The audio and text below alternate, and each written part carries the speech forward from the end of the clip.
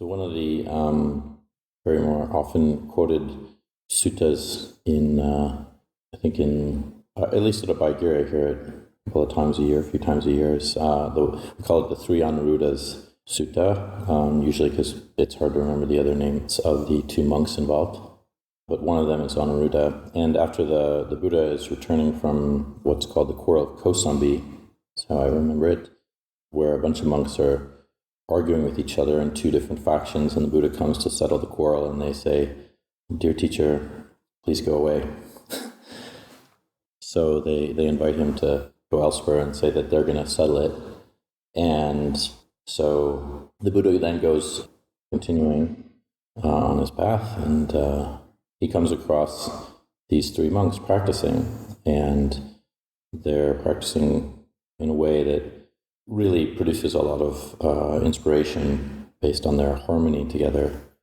And they, when they set out on alms round, they're helping each other out. And when they come back, the first one that comes back then sets out everything for the other two monks. It's not like one of them it's their duty or something.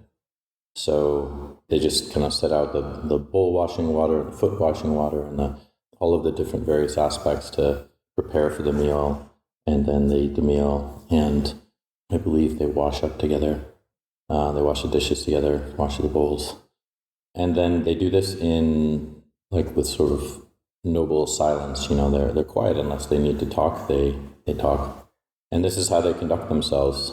They interact in a very pleasant way. And then I think they say each fortnight they then get together and they practice together and speak about Dhamma late into the night, and that's when they sort of break their silence.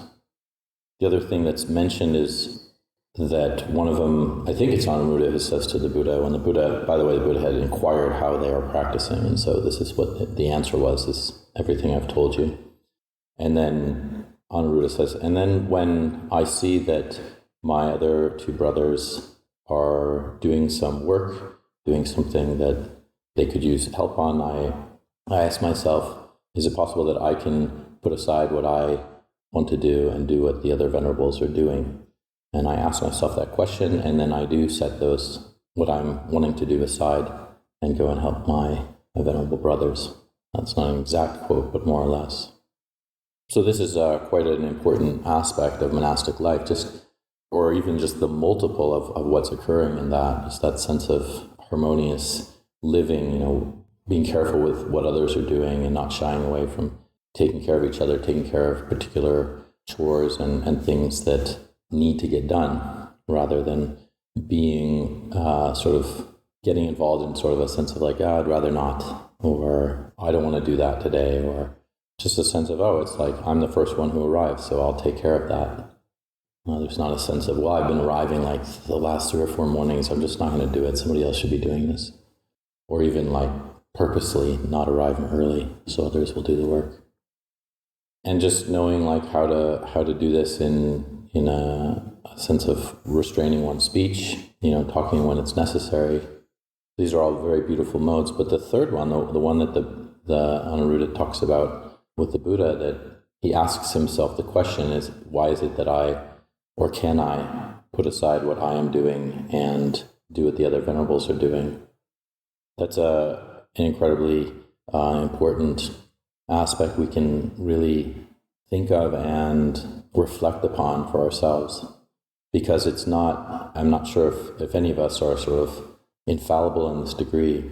So, making a bit of this sort of taking care of our own things while others are doing something that we could help with, it's natural that will occur.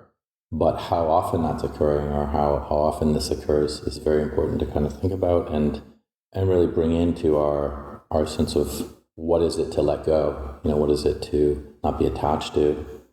So, for example, if there's kitchen cleanup happening, and then it seems like some people are there, and we tell people, for example, we have this statement we say to the guests usually in the orientations, like one thing really important to remember is, after you've taken your food and you're eating your food, it's okay to talk to another person who you might be sitting with, but don't prolong that. Don't kind of get into conversation and then just have either a little bit left in your bowl and you're just having a whole conversation while other people are in the kitchen helping, and this just kind of goes on and on. Just please finish your food and go into the kitchen and help. And this is really exactly what Anuruddha was talking about. But the other tendency is when one is helping in a group, there's a sense of, I kind of think it's slowing down now, it's time for me to go. And that's very easy to just allow the mind to move into. And there might not even be a manipulative sense within one. Just kind of, it's enough. And the question doesn't come, why am I leaving now? Why am I walking away when others are working?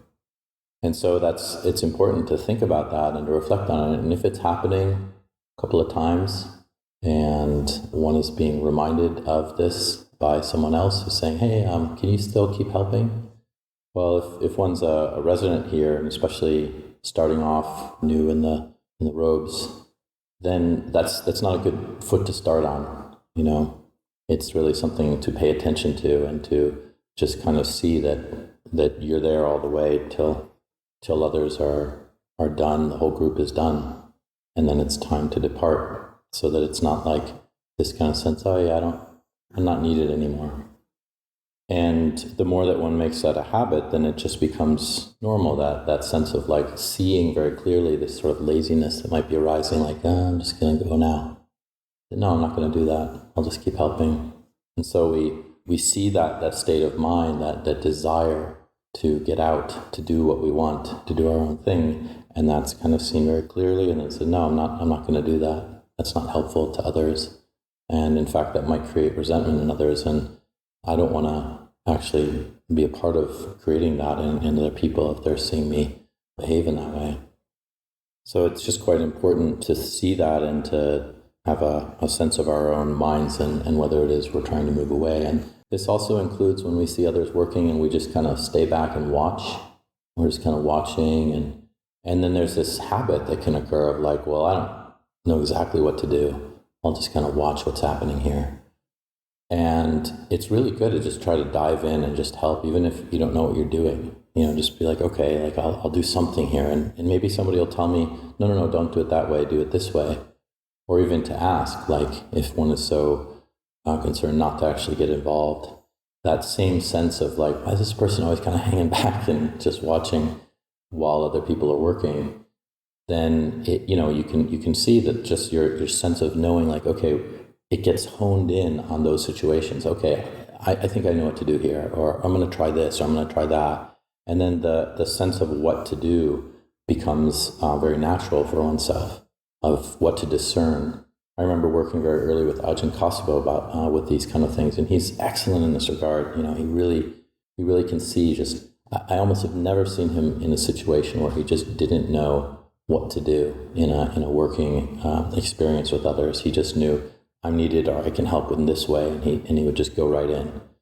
And it was always impressive as a junior monk when I would see him do that. And he's kept this up for so long. Just it's a very trustworthy sense I have of him. This roof right behind me here was done. I was trying to put it together, and he helped finish it off because I asked him. I knew he would know exactly what to do. And so that's come over many years of his ability to be involved in that way. So I just wanted to offer this as an encouragement, just to have a sense of one's own mind and how we can pay attention and help others and develop that real sense of growth in knowing what to do.